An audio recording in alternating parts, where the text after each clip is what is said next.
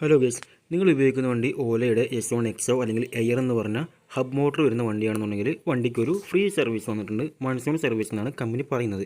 ഈ കാണുന്ന ഹബ് ഉണ്ടല്ലോ, ഹബിന് ഫ്രണ്ടിലായിട്ട് MCUവിൻ്റെയും രണ്ടിന് ഇടയ്ക്കായിട്ട് ഒരു ഫ്ലാപ്പ് കമ്പനി വെച്ച് തരും. ഈ ചെളിയൊക്കെ അടിച്ചിട്ട് MCUവിനെല്ലാം ബോൾട്ടിലേക്കെല്ലാം ചെളി കയറുന്നതും വയറിങ്ങിലേക്കെല്ലാം ചെളി കയറുന്നത് സർവ്വസാധാരണമായിരുന്നു. ഇത് അഴിക്കാനൊക്കെ ഒരു സിറ്റുവേഷൻ വന്നു കഴിഞ്ഞ സമയത്ത് ടയർ ചേഞ്ച് ചെയ്യാനോ MCU ചേഞ്ച് ചെയ്യുന്ന സമയത്തൊക്കെ വളരെ ഡിഫിക്കൽട്ടായിരുന്നു. മാത്രമല്ല ചെളി അടിച്ച് കയറുന്നതും ഒരു പ്രശ്നം തന്നെയായിരുന്നു വണ്ടിയുടെ പുറകിലേക്ക്. അപ്പോൾ ഈ ഒരു കാണുന്ന മഡ് ഫ്ലാപ്പ് ഇവർ വണ്ടിയുടെ മോട്ടറിന് പുറകിലായിട്ട് അല്ലെങ്കിൽ ഹബിന് ഫ്രണ്ടിലായിട്ട് നമുക്ക് വെച്ച് തരും. സോ അതിന് ശേഷം ചെളിയും കാര്യങ്ങളൊന്നും കയറുന്നില്ല എന്നാണ് കമ്പനി പറയുന്നത്. ഈ സർവീസ് തീർത്തും ഫ്രീ ആണ് കേട്ടോ. അപ്പോൾ ഈ ഫ്ലാപ്പ് വെച്ചതിന് ശേഷം MCU പ്രൊട്ടക്റ്റ് ചെയ്തുകൊണ്ട് ഫ്ലാപ്പ് അവിടെ കവറായി നിൽക്കുന്നത് നമുക്ക് കാണാനായിട്ട് പറ്റും.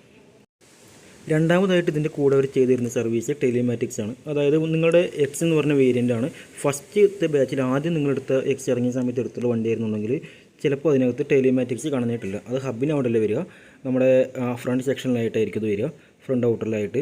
അവിടെ ടെലിമാറ്റിക്സ് കൂടി അവർ ഫിറ്റ് ചെയ്ത് തരും വണ്ടിക്കില്ല എന്നുണ്ടെങ്കിൽ.